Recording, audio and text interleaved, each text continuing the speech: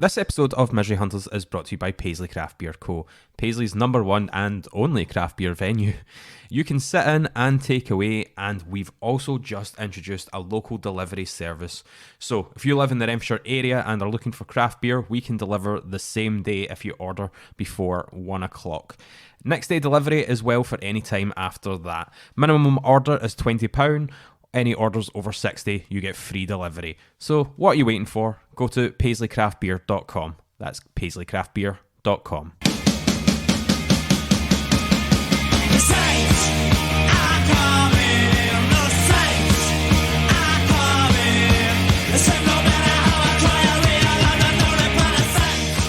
Hello, you miserable bastards, and welcome to the Misery Hunters podcast. My name is Jamie Coburn, and joining me is Sam Smith. All right. And Craig Devine. Mm-hmm. First of all, congratulations to our Patreon winner, our first Patreon competition, which was for the Dean Linus, I say match-worn shirt. Mark changed that to match issue shirt. There is mud stains on it. Where else is he getting mud stains in that shirt? He's clearly wore it. Just to point out, I don't think there's mud stains on the arms because he didn't use them in whatever game he wore it. So. It's not. It's actually on the back. So Right. That makes a lot of sense. But the winner of that was David McKenzie, who will be getting that sent to him very soon. This month's Patreon prize is an exclusive. Well, it's not exclusive. A brand new design from our Misery Hunter merchandise that's coming soon. It's currently with the designer at the moment, so they will be getting that, or someone will be getting that this month if you sign up to the Patreon, patreon.com/Misery Hunters. And also stick around because later we have an exclusive interview with the Feegie Kiwi himself, Alex Greive. We even question about how he feels about that nickname. Spoiler alert, he doesn't mind it. I don't think he realises about Feegie that much. But anyway, we have a game to talk about. We didn't win, but it's still extremely positive. Craig, we'll go to you. Thoughts on the match? So, I thought it was a good performance. I thought it was really good, actually. So, probably exactly what you'd want to see the first game of the season. I think the post-match comments probably summed it up just better than we ever could, really. We'll play worse and pick up points during the season, absolutely. I mean, I liked the setup on the day. I thought the lineup was correct. Could clearly see the system we were trying to play. Thought we won the midfield battle. Solid enough up the side too. There's obviously a few particular standouts kind of unanimously. Bacchus, Erehon, Gallagher, all pretty good. Strain, I thought, had a decent game as well. If it wasn't for Buffon and goals, we'd have won it comfortably. I know we'll kind of go on to talk about the multiple wonder saves that he only seems to pull it against us. Obviously, the obvious ones. I've forgotten the Junga effort for the first big save. The one for Maine. I think there was even a point if Ryan Strain had been able to get a shot off earlier with a Stramash in the box that he broke in for the side, would have been well clear on the day.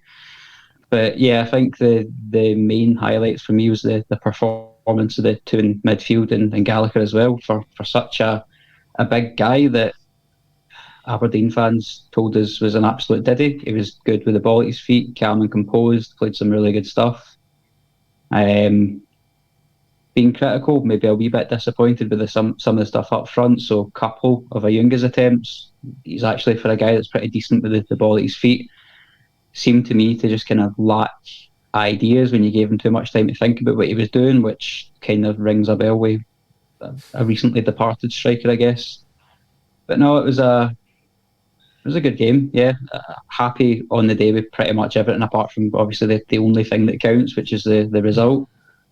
But yeah, I've not even mentioned the big talking point, the GBH attempt by the curly-headed fuck on the day, but I know we'll talk about that later.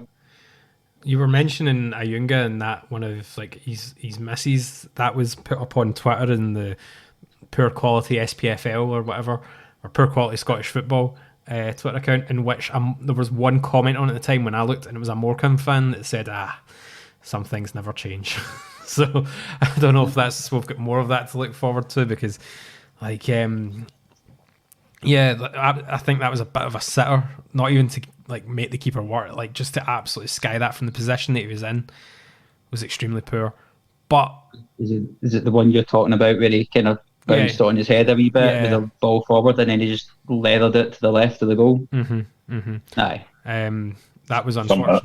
But like we made the keeper work. I think like we did say in the preview podcast that if you're usually safe from relegation, or if you've got a really good keeper, and that was an example of that there.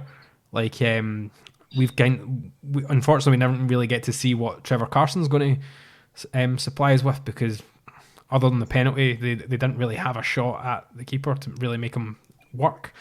We were extremely solid unit. Like everybody looked like they knew what they were doing, which was something that was quite rare to see under Goodwin, where you had lots of stupid defensive mistakes and stuff. As much as you can praise Goodwin for like his defensive record and stuff as our manager, there were some times where some people were getting caught out, and that just didn't happen in this match. And I don't know if that's maybe how organised we are or just how poor Motherwell actually are. I guess we'll see as the season kind of progresses, but we're fairly solid. Our midfield controlled the match so well, something we've not seen in a long time.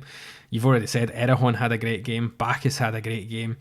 You mentioned Gallagher, like some of his runs to make an attack happen were great. Like it reminded me, and unfortunately I'm not going to have to say it, but like an early, when we first had him, Kirk Broadfoot, not before he had an egg explode over him and he became a cunt, like one of those. But like genuinely, you can see a plan there, you can see a team. We were rightfully praised, like all through the pre-season people have been putting as favourites for relegation, and then even the terrace like predictions weren't great for us, but then in their latest podcast they said, well, we actually played good football and we're going to be a lot better than most people think. And I'm generally quite upbeat, and I think it kind of turned a lot of people's heads. Like some of the more sensible people that were still slightly wary about Robinson and what he was going to bring, I think even though we lost, like they can kind of now see that we're not going to be pushovers, we're not just going to like get steamrolled every week. Like this is a team that's going to go out, create chances, we just need to kind of finish them. And obviously that's an issue we've had for a long time, but I'm a little bit more confident that with the chances that we were creating, we'll see more often, some more goals sort of piling in, hopefully. But even at that though, like there is nothing wrong with the two finishes for Main or Ayunga. Like Main's the both balls in. I think the first ball in was by Strain on his weaker foot. It was an absolute peach. Ayunga has literally done everything he can. He can't do anything else. He's spring, the kind of some jump to even get something on the ball. He's done what everybody tells strikers to do. It's head it back the way it came, and right, it's. I said at the time, it definitely is one of the best saves I've seen in the flesh. I'd had absolutely zero right to get near it, and then the second one, that beats you a ball in for Tate as usual, and Main does everything. Again, it's what you get told to do as a striker. You get told to head the ball into the ground. He does. He gets a decent amount of power on it, and I have absolutely no idea how he's managed to tip that over the bar for that. Tip it over the bar and get it out of the way of the two guys that are running in that could have tapped it in. But fair play to him. Looks like we're, as Drake said at the start, we're definitely going to play worse and win games this season. So it's a very encouraging performance. And I think if that's any other week, you probably win. Any other team, you probably win that game 2-1 with the amount of kind of chances we had. And I think there was another save as well for Kelly for a free kick they made, which is the first time I've ever realised that Curtis Main was left-footed. One of the things, it's the first time I've ever seen, like, we were about to take the free kick and Gallagher and Main were standing next to each other, and you're like, I don't know who would hit that out of them two, and I'm sitting there going, that's an odd choice. But then, I mean, Main hit the target and he got it by the wall, he had power on it, kept it down. It's a shame it wasn't maybe better placed, but still forced the keeper to make a save, and that's all you can really ask from a set piece. If we've got a set piece on target, which has been rare since when was the last time we had a free kick taker that could confidently score or hit the target? Stevie Malin. Stevie Malin, yeah. Yeah. Fucking hell. Actually, when was the last time Siobhan scored a free kick? I have no idea. Someone can tell us in the comments on the YouTube video. Someone please look that up. The Discord. Because it's surely... I Maybe actually think it Graph might... or something like that, but... No, I actually think it is Stevie Malin. And I think it was the one that was like the dubious goal in his hat-trick he scored against Raith Rovers. Actually... No, that isn't. It's Lewis Morgan. I don't even think it's against Lewis Morgan. Against the South. I've just realised the t-shirt I'm wearing. Is it not LK Durmus? Oh, fuck. Aye. Durmus scored a couple, actually. Yeah, it just as I noticed on like the screen, the t-shirt that I was wearing, I was like, oh wait, no, it's LK Durmus. Talking shite, it's definitely Durmus. I think Durmus scored 2 in his first season, and he scored 1 against Aberdeen. Fucking scrap what I'm saying. I'm going back 5 years to find a free kick that was scored. But I mean, someone would have corrected us. I'm sure they would have passed the information on to Dave Cormack, but we didn't. There'll be someone instantly screaming Durmus, listening to us just stumble over ourselves trying to remember. Like there was a lot of shouting against John Beaton, and it was so funny. Like, see, I was watching the stream in the house, and it's so funny that the shouts you hear. Like, there was just someone, like, you hear all the boos and the cheat, but there was someone who shouted at the top of his voice. I'm not going to copy the shout, but it was literally, "This is the highest level of corruption I have ever seen," is what you clearly heard someone scream over the stream, and then you just heard corruption. This is the thing that always bothers me about people shouting at referees like that. So unfortunately, on the day, unfortunately for us, he got the 2 biggest decisions correct. He did, well, I guess there wasn't many decisions like that I could see that he got wrong. To be honest, like everything else, I thought he was really, really poor at. But I've never once watched a refereeing performance in the top flight and thought this is corrupt or anyone's cheating. It's incompetent and it's shite. That's all it is. It's just really, really incompetent. We said it before a couple of seasons ago during the lockdown season when we played Celtic. And I think it was the podcast that is actually called Don Robertson. Like we said it at the time, like the referees don't have a bias against teams. The referees up here are just very fucking bad at their job, and even more so, like you seen last night in the Rangers game, VAR doesn't really help shite referees either, because shite referees are still going to make shite calls. So he did influence. The game was a wee bit stop-start. There was a couple of ones that you never gave bookings for that he maybe could have. Like, I mean, he booked Strain like 5 minutes into the game. That is true. For his first foul, and then he was really reluctant to book the young lad. I think it was Keane Spears that came on out left. Absolutely bluttered Ryan Strain, which ended up making him come off. And he never got booked until Gallagher and Shaughnessy started screaming and beating his face. But as Craig said, he got the 2 big calls right. That's what he's paid to do. He's paid to get the big calls right. No one really cares about the ones that don't have much of an influence on the game. I mean, we'll talk about that first call, the penalty. 100% a penalty. I don't think you can complain that. There was, I think, a few heated people on Twitter saying it was never a penalty, but they hadn't obviously seen the replay. They were at the matches. That's fair enough. Yeah. You can totally forgive people saying it wasn't a penalty, depending on where they were sitting in the ground at the time. But for me, I had the perfect view of it, and straight away I thought that's a penalty. 100%. It was just, it's unfortunate, it's unlucky. That's essentially it. But like, under the rules, that's a penalty. Unfortunately, like, he couldn't move his hand away fast enough, but he does move his body. His arm is in an unnatural position. It hits it. It's is where it is, and they took their chance. They scored it, and then they essentially didn't really need to do much. They made it difficult for us. They then sit back. They know their squad isn't the greatest. Obviously, Paul McGinn, who's like, which I think was quite funny on the Terrace podcast, that what Tony Anderson said was that the state of Motherwell was, Paul McGinn's a good signing, but when he's your best signing of the summer, you know something's went wrong. And like, obviously when he went off injured after the head knock with who was he? Had the head knock, O'Hara, and O'Hara ended up having to go off later, but apparently he said he should have went off. Like he probably should have went off sooner as well. Yeah. It was a proper sore one. But it's quite worrying. O'Hara's previous for getting pretty bad kind of injuries off a concussion. I think he was out for, I think that's why he missed 2 or 3 months of last season. So we see a guy like him who's pretty all action, getting in and taking a knock like that. He really didn't look right for the 5 minutes he played on after. It was probably a wee bit rookie for us keeping him on. Mm-hmm. Yeah, and the thing was, strangely, we didn't use him as a concussion sub the way Motherwell did. No, because the commentary team were so confused why Motherwell put on an extra sub, and they were like, "That's more. They've had more than 3 intervals. That's blah." And I was like, "It's a concussion one." And also, see, while I'm on the commentary stream, get that sorted, Simon. That was embarrassing. See a guy who is employed by the club. I don't know if he's paid. He probably isn't, right? It's volunteer, whatever.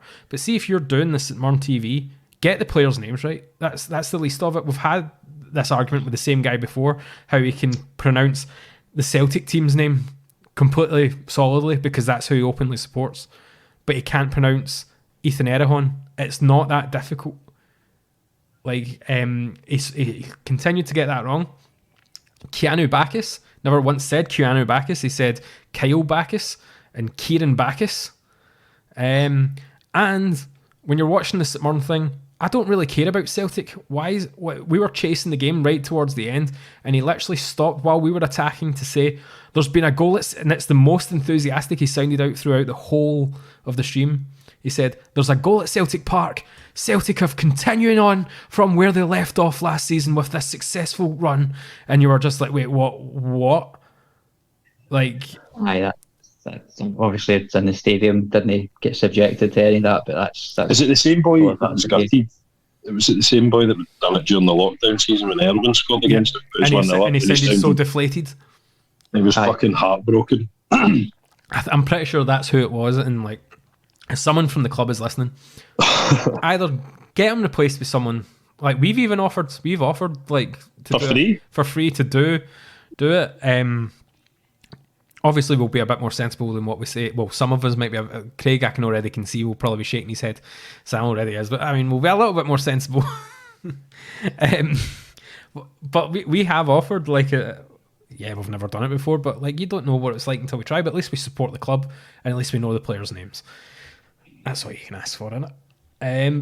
There's an alternative audio stream. See what they used to do with Arsenal fan TV and that. Oh, exactly. But you know where we are if you want us to give a wee message, because honestly, having someone like that is not good enough. I'm just saying it. But where were we talking about? Oh, we were talking about the penalty. Penalty. Oh, we were talking about Hara and stuff going off. Yeah, Motherwell kind of just sat back after they took the lead. They didn't create much, and it was basically us. We were peppering the box. We had a few good chances. Kelly was completely on. Curtis Main came on. It was good seeing him and Brophy on the bench. Curtis Main, again, still looking quite good. He's been out for a long time. Obviously, after that operation, he's not really had a pre-season. This is the first we've seen him, and he looked good. You can see exactly what he can do in the team when he's utilised properly. And I think Robinson's the man to do that, as we saw. He was quite good on the ball. He won a few headers, created a chance, which unfortunately was saved.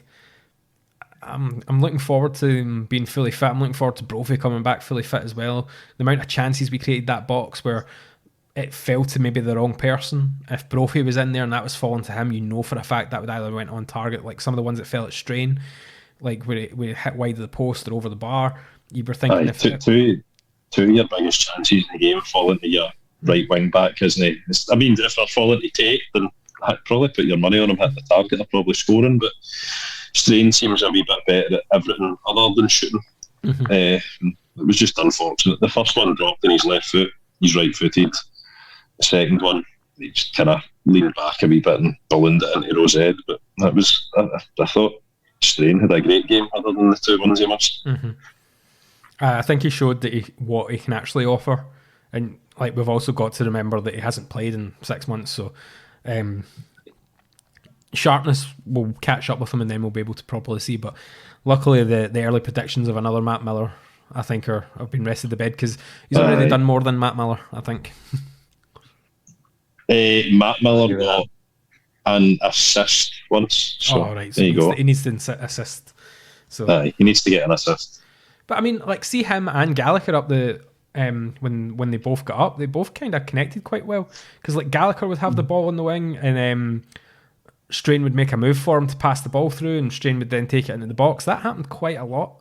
So I really like watching Gallagher on the overlap. He's a really powerful runner on the ball, and no defender in the league wants to defend against a guy that's 6'5". So even if he's not doing anything, if he's just up at the other end of the park, he's giving the defender something to think about, which is good. It's good. It gives you another option, because we were used to kind of seeing Marcus Fraser, but last year can be quite predictable. For as good a footballer Marcus is, he's not as hard to defend against as what a 6'5" brick shithouse is. So it gives you another option, and it seemed to be covered pretty well as well. I think whenever Dunn or Shaughnessy or Gallagher were going forward, Ethan and Bacchus were really switched on and knew to slot in, which was a bit non-existent last year when we were playing the three. It was one of the reasons why we kept getting cut open, is that players weren't going and shuffling across and sitting in where they should be. So it's a formation that really suits what we've got, and when it's well coached, can be really effective. Mm-hmm. And I think we really need to talk about Ethan. Like, that boy absolutely bossed the midfield. I think if this continues, unfortunately, he's not going to be with us next season. Like, this is the last year of his contract. I don't think he'll be with us in September. I reckon we'd probably be doing well to hang on to him now. I think I've just got this feeling that this came from nowhere, because there's been no speculation about him for months, that someone's going to come in the 27th of August this year, and it's going to drag on for a couple of days, and then he'll be gone one day before the end of the window. Depressing. It is what it is. Like, we're finally. I mean, he's still only 21. It's probably a bit harsh that we're saying he's not reached his potential, because no one does at 21. But it's took him 4 years in the first team to finally have a manager that coaches him properly, gets him in the right positions, and I mean, he's obviously fucking motivated him. No one else has managed to get him playing like that at all. That is, I've got a said on Twitter on Saturday, and I was steaming, to be fair, but I do think that was probably the best I've seen anyone play for us. 100%. He was like he was throwing folk off the ball. He's sprinting back 30 yards to shove people off the ball, win it back, start moves, he was driving forward. His passing was excellent. So you'd still get a few morons that will moan and groan anytime. There was ones that he's passing the ball back, but you don't need to pass forward all the time. Like, every team in the world does the same thing. Like, sometimes you watch Liverpool, see if they're not getting it on going forward, and pass it back. Any good team will pass the ball back and start the move again and wait for space. So just go off the boy's fucking back, man. Like, I think something as well that's worked really well is, obviously we've seen that the whole team's a lot more organised than it has been. And what I noticed is he was passing very quickly. And that was something he used to do a lot under, say, Goodwin or previous managers. And he would lose possession, he would pass, and it would end up with an opposition team. But more often than not, he was passing, like, within first touch of the ball, passing it straight away and finding someone. And I was really impressed by that as well, like, from him, like, how quick and, like, the vision was there. And it is something Andrew touched on in his blog about him, which is worth going to read, like, on the website miseryhunters.co.uk. It was something that he highlighted, that he's like, his vision is really good, and the fact that we're now actually seeing more examples of it, hopefully it continues after the transfer window shut and he's still with us. That'd be quite nice. I think that just on Ethan, I was probably one of the lucky few that didn't really see much of the Premier Sports Cup at all. I mean, the only game I really saw end to end was the FC Edinburgh game. But in that game, and then obviously Sunday there, he was obviously one of the best players in the park in both games. And I think for me, it's not even about all the stuff that he was doing right and that he was doing well. It was, if you looked at Ethan of the past maybe 2 or 3 seasons, if he lost the ball, if he made a mistake, more often than not, the hands would be getting thrown up in the air and they'd kind of like give up. He'd not be tracking back. He'd be getting shouted at off the manager on the sidelines. there was none of that on Sunday at all. Anytime, the few times that he did misplace a pass, he was like chasing it down or getting back into position, just head down, getting on with it. So I think that for me is probably just as good a sign as all the stuff that he did right and all the the passing it about and breaking up play. Mm-hmm. And before we move on, we'll talk about Keanu Bacchus. I don't know who it was in the group chat that said he's not going to be with us next season. Like, we're going to get a year out of him and sell him because he is far too good for us. Aye. I think we've basically been told that from like Western Sydney Wanderers fans and stuff, that he's an absolute baller. Like, he's a great player, and he's just seen that. Like, he had a frustrating period when he was in Australia. We had to wait for his visa. Obviously, with everything that was going on, it got delayed. So he's not had much of a pre-season. And he knocked out a fantastic 75 minutes against Edinburgh, and then he played the full 90 here as well. And I mean, he was nearly assaulted. So, well, he was assaulted, not nearly. From Ricky Lamy, which a fucking horrible challenge. I said at the time, I think he tried to do him. I don't think he's not made any attempt to go for the ball, and I genuinely do think when you watch a tackle like that, you can tell straight away when players are trying to deliberately, properly injure somebody, and you watch it back every time. It's fucking horrendous, man. If Bacchus's legs are planted and they're straight, he's easily out for a long time. Mm-hmm. But I was amazed to get back up and played on. But it was a horrible tackle for that fucking scumbag. Mm-hmm. No, it definitely was. Is there any other points you want to bring up for this game? People slagging Trevor Carson. Right. On the forums and Facebook and Twitter, see the amount of people I've seen slagging a goalkeeper who I have seen forced into making one save in the whole of his time here. Fucking lay off him, man. Like, he is. If anyone has tried to say that he isn't as good a keeper as Anik or Ladke, which come back to me in 6 months once he's actually had a run of games in the team. Like, I could just wait. Like, no every player needs to be compared to somebody who's been here before. And for what I've seen so far, his distribution is excellent. I thought his kicking was probably one of the highlights of Saturday. Like, for the last 2 years, we were used to watching Anik kind of shell it out over the left and right back's heads, or kind of aimless long punch. But Carson took his time, he's kicking, and he was excellent. I honestly have not seen him put a foot wrong. He seems to command his area really well. And there's people just desperate for people that Robinson have signed to be unsuccessful, just to give them another stick to beat them with. But that was my only gripe. No, that's... To say I was kind of the similar opinion, just reading some of the stuff online. I was like, what player are we watching here? Because I've just not had that impression at all from him, that he's much of a downgrade. I think I get the feeling people just want him to be a wee bit, just so they can, exactly like say, use it as another stick to beat Robinson with.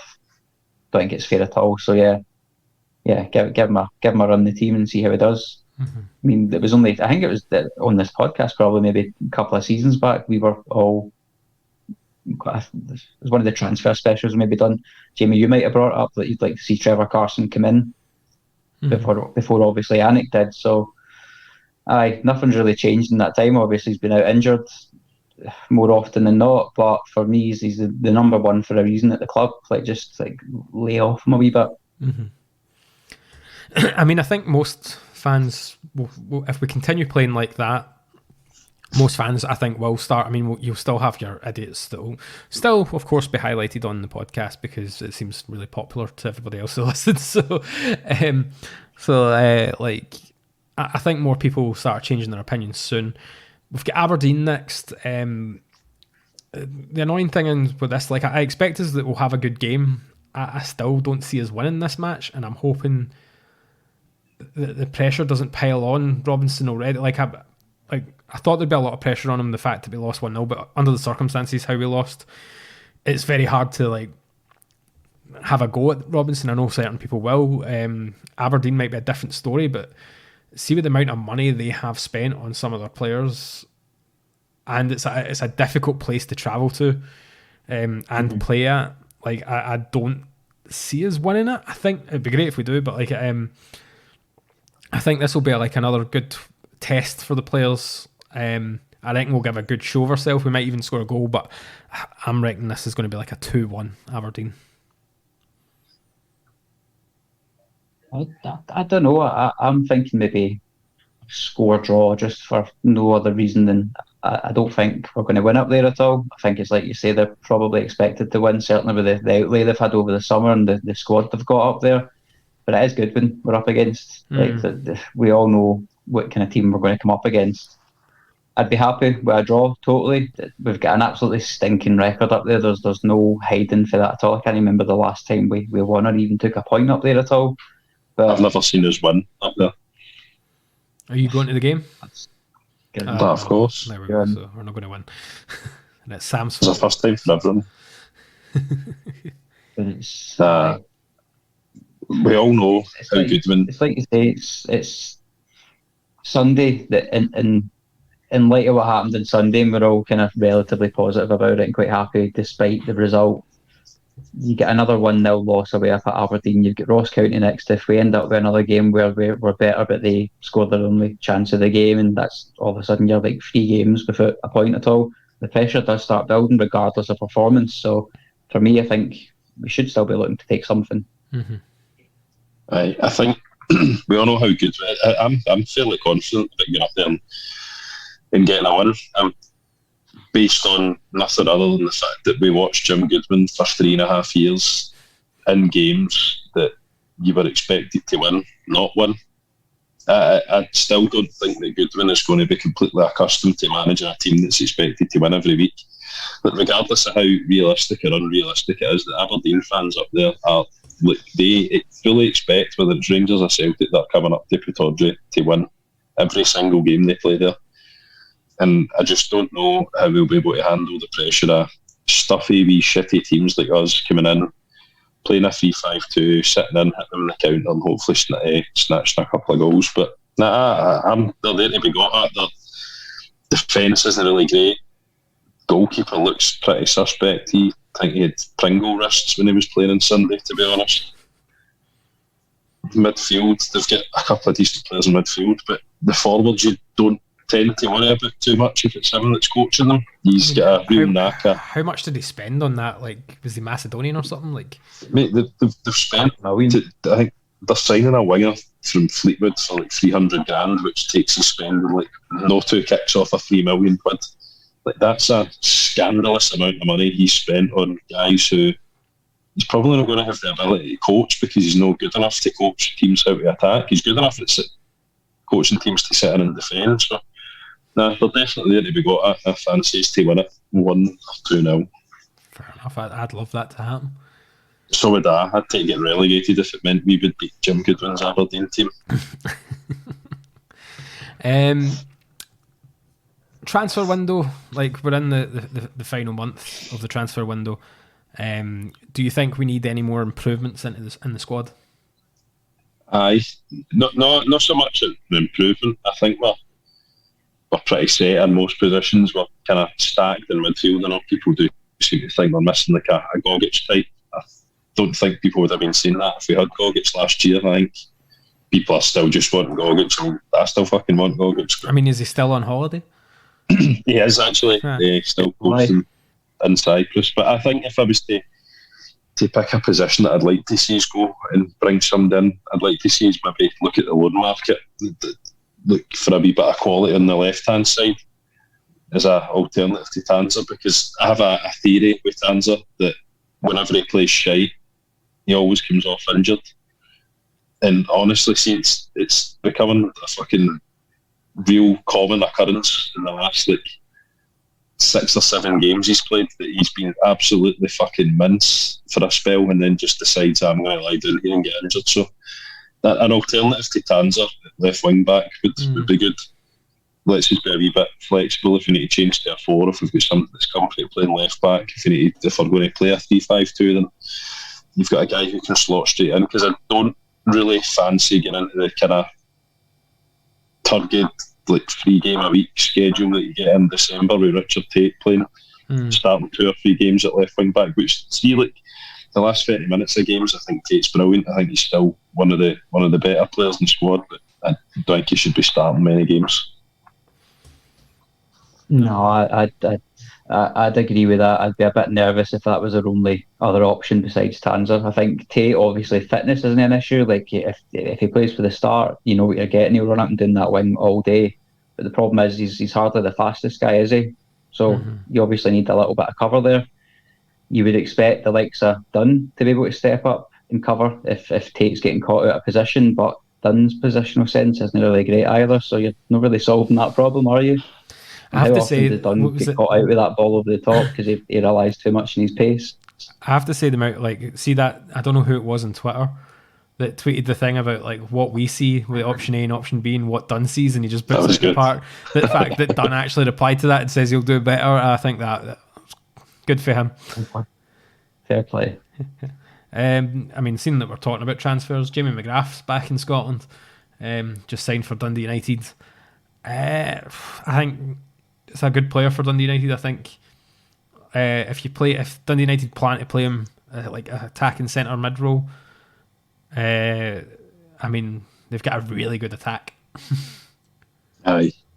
Still a bit, I think they're still a wee bit lightweight midfield wise. I think Dev replied back to the guy earlier saying that it looked like a really good midfield despite them all having the build of 14-year-old boys. So aye, like, they've got very good players on paper, and I think they're I honestly think the longer the window goes on, I'm going to be surprised to see Gogic end up there and probably complete their midfield a wee bit, and then they do become a real serious challenger for third, I think. But McGrath, people saying that McGrath's shite just because he left us are off their head. He was poor in his last 6 months because I think he had clearly had his head turned and he wanted away, whether it was his dad, his agent that was advising him at the time. And I mean, like, Goodwin essentially called him out and threw him under the bus in an interview. Aye. As well. That doesn't do a lot. And then, like, he did come back and he did, like, after that, and I think he had a really good game to kind of prove that he was still playing for the shirt. But yeah, like, I think at the time we maybe overrated him slightly because of how many goals he was scoring, but now we're kind of looking back and going, he was just penalties, and you're like, well, he wasn't just penalties. He was a really good player for us, and some guy on Twitter saying it, like, he was a horrendous player, which I think I think he's just trolling, because I don't think anybody who's watched St Mirren or knows St Mirren teams went to McGrath and went, he was horrendous. That's just not true. He went to Wigan. He was unfortunate. He get put out of the squad. He never got a chance to kind of really break through, and like, he's back here to prove a point, and he's got a really good team round about him to help prove that point. So, absolutely. Isn't much use under a Jack Ross team that will probably go 1-0 up and then sit back for the rest of the game, try to defend it though. I mean, it's not too far different from a Jim Goodwin team that was 0-0 and sat back and tried to defend it. So I'm sure he's used to it. Hey, listen, you start the game with a point, so it's there to be kept. But before we move on, we actually got a message from Dave Cormack. He's currently in Spain, but he still wanted to contribute. So he sent us a little message. Hola, y tu mamá también. Mi name is Dave Cormack, and I'm checking in on España for your shite takes of the week. I mean, he's went out. Sorry. He's went out his way to do these, and do you know what's even better? Like, normally he introduces it and then Mark takes over, but he's went one above, so he's introduced it, and he's somehow found Marge Simpson to then talk about the rest of them. So here's I'm assuming Dave had Mark had a few pints before sending this. Oh, I don't know why you're talking about Mark. It literally says Dave Cormack here on WhatsApp that sent me them. So you're like, it's definitely not Mark. But here's the first shit opinion. First up this week is Sam Smith. No, not that Sam Smith. The other Sam Smith. Sam says that he'd have Richard Tate in his best St Mirren 11 of his lifetime twice at right back and left back. Yes, you heard that correctly.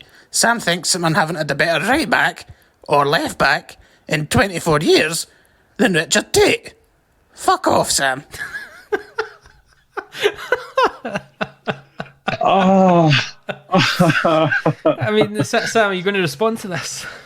Oh, one, I'm fucking 23, but that's like, I honestly challenge you to put nostalgia aside and do not mention fucking David Van Zandt and tell me we've got a better right back or left back than Richard Tate. I mean, playing for St Mirren, Paul Dummett, is the obvious one for left back, but for what they've done for us, I think there's many, man. I don't think there is any. I mean, Yuri Travner was great, but then again, he wasn't really here long. And I mean, the first season under with Jeroen Teslar was really good. I've got Yuri Travner on Facebook. There you go.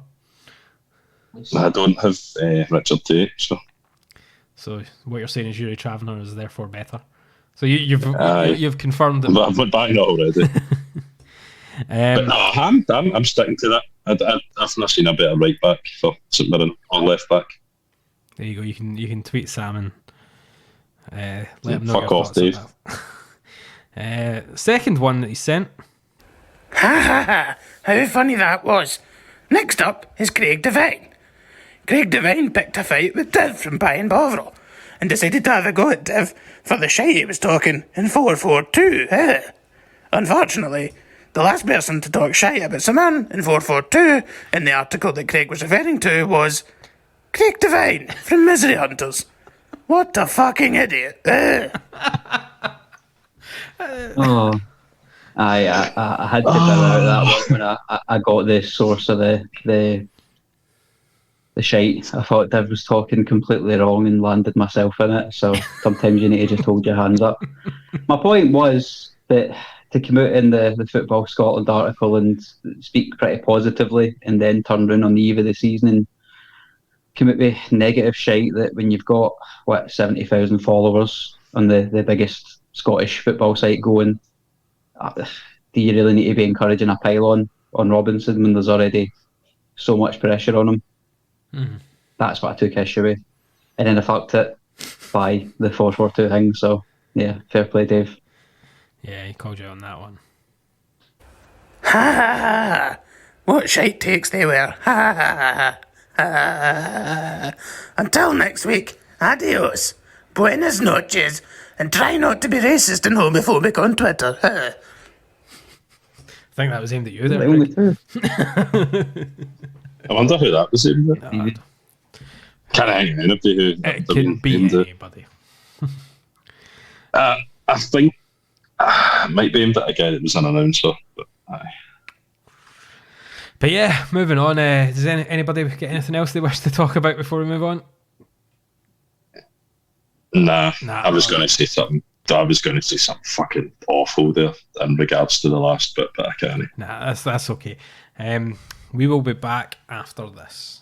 Hi, I'm Eamon Brophy. You're listening to Misery Hunters podcast. We are back and we are now joined with Andrew Christie. Hello. Craig Devine. But we also have a very, very special guest with us today. It is Alex Greive. How's it going? Good, mate. Thanks for having me. So this podcast will be going out after the Motherwell game. So the first question we need to ask is, did you enjoy scoring your first hat-trick? I don't want to tempt fate, but no, that would be a really nice little present, wouldn't it? How are you settling in at the club? Has there been any big sort of culture shock since like moving to Scotland or anything? Well, yeah, obviously it's pretty different to New Zealand, but the couple months I was over was challenging, but now I'm settled right in and I'm loving it. Yeah, so the path from football in New Zealand to the Scottish top flight, it's a pretty kind of unique one. Can you tell us about the circumstances that led to you actually signing for the club? Yeah, so my the club I was playing for back in New Zealand, Birkenhead, like a semi-pro side for the most part, and then they signed a partnership with St Mirren. There was an agent in New Zealand that knew someone, and I don't know how the connection all came about, but so they signed that partnership, and then I was obviously doing really well for my club and scoring a few goals, and I think St Mirren were just keen to get me over. And then it helped, obviously, because I had a UK passport and that, so it made it a lot easier. How popular is football in New Zealand? Obviously, with kind of rugby and cricket being so huge, are you guys sort of considered kind of the band geeks of the sporting world almost? Used to be, I think, but it's definitely growing. Like, I think it's the most played sport in New Zealand now. So there's definitely like the numbers of the youth like playing it, but obviously cricket and rugby are so much more like followed in terms of like fans and going to games and that kind of stuff. But no, it's definitely getting bigger. And kind of growing up, who were your sporting heroes? Like, whether it's football or otherwise, who did you kind of look up to as a young guy? Well, I think from a footballing perspective, we had Ryan Nelson, who was probably the biggest New Zealand footballer. Like, I remember one of my first ever football shirts was a Blackburn Rovers jersey because of him, which is weird. But yeah, so obviously him, because he kind of created a pathway and showed like New Zealand footballers he can actually play at the top level overseas. What was it like when you received your first call up to the national team? It was a surprise. It came really out the blue because the squad had already been named for that camp, and obviously I wasn't involved or anything. But then a player couldn't get into the country because of his visa, so I literally woke up to 7 missed calls from the like manager, and said like we're getting you on a flight to Dubai, I think it was. So no, it was really good and unexpected. So how has playing alongside the likes of Chris Wood for the national team kind of impacted your career so far? Like, have you been able to learn much from playing next to someone like that that's turning out for a top English Premier League side? Yeah, obviously it's you learn so much just being around them, even off the field, like the standards and the habits they have. They're just like really top professionals, and there are a lot of good players in that New Zealand team. So even just training with them, like you've got to, like, it's a really good level that you've got to be at. So it's a good challenge. Did Cameron Howison speak to you at all about being at St Mirren? Yes, yeah. I've played against Cam for a couple of years in New Zealand, and when I was coming over here, I texted him, and he was giving me some advice and like what to expect and that kind of stuff. So he was really helpful before I went over, and then it was nice to see him in the national team as well. Was it good advice, or was he like warning you? No, it was only good advice. So considering obviously you've flown over from the other side of the world, do you think it's helpful maybe having a couple of teammates alongside you at St Mirren who've kind of had to travel a similar distance? So obviously Keanu Bacchus has just come in, Ryan Strain, even thinking back to a few months ago with Matt Miller in the team. Yeah, definitely. I think Matt Miller last year especially was really good for helping me settle in, just like having someone to talk about like stuff from New Zealand and Australia, like having things in common. But yeah, we're from the same part of the world, so we get along really well, and that's with the new boys as well. Like instantly, it's having like a good new mate. We've seen you play kind of up front in a few different roles, whether it's as a lone striker, part of a front two, or kind of playing more out wide in a three even. Do you have a preferred position that you feel you play best in, or? I'm not too sure. I think even when I was growing up, I've always been sort of like a utility almost. I can play in a lot of those positions up top, and I'm honestly not too bothered where I play as long as I'm on the pitch and helping the team. Like, I'll play anywhere, but no, I like playing down the middle because you're closer to the goal and that, of course. But no, honestly, not bothered at all. You've played under Jim Goodwin and Stephen Robinson during your time at the club. Are there any sort of big differences in the approach between the two managers in terms of training or on match days or anything? Yeah, quite similar in a lot of respects, and how they try to motivate you and that kind of stuff. But Stephen Robinson's probably like a lot more tactical in trainings and that kind of stuff, like nailing down the shape for sure. Mm-hmm. How did you feel when Goodwin, when obviously you were quite still new to the club, possibly still finding your feet, and then Goodwin was away to Aberdeen? Were you a bit worried about the new guy coming in, or did you just be confident enough in your own ability that you knew you were kind of going to be in there? Oh, obviously, when Jim left, I was a bit disappointed because he'd given me my first chance at professional football, so I owed a lot to him, and we got along well in that. But it's just football at the end of the day, so you instantly just thinking you got to win over the new boss straight away. Mm-hmm. Who would win in a fight between them? I've got no idea, and I will not answer that. I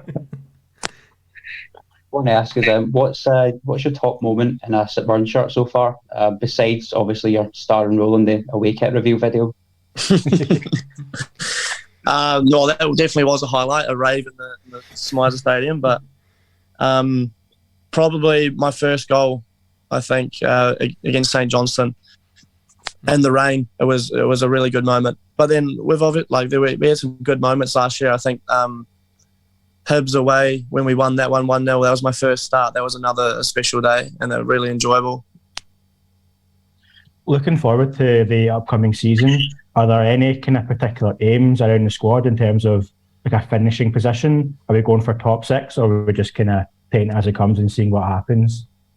I think for the most part, we keep our goals in house and what we expect from each other and that kind of stuff. So we know what we want to achieve, and we know what we can achieve, and we'll just do our best to do so. So I don't know. You've been dubbed a few nicknames have been kind of flown about online and stuff like that. How do you feel about the nickname the Feegie Kiwi? I have seen that as well. No, I don't mind that one. It's got a nice ring to it. It's a good one. As long, yeah. I mean, for the most part, it's all just been Buzzin Mate everywhere. Yeah. So it's a nice change from that. Someone did send us a DM with the T-shirt that we designed with you had signed it saying Buzzin Mate on it, so that was quite cool to see. Yeah, I think we saw them in Belfast actually. That was pretty funny. Who ended up with your T-shirt that we gave you? I think one of my mates has got it back in New Zealand. Is he wearing it about? Hopefully proud. Oh, absolutely wearing that about. We're going to need photographic proof of that, Alex. All right, I'll get onto it. Right, okay. And just saying, we've gave you a shirt, so if you want to return the favour at any point, let me know. Yeah, I've got you, boys. No, but anything else you guys want to ask? I think we're all good. Maybe back to the no, but Patreon now. Yeah, thanks for joining us, Alex. And if you want to hear more from Alex, you can listen to our Patreon episodes, which is patreon.com/Misery Hunters. But thank you. Cheers, mate. Thank you.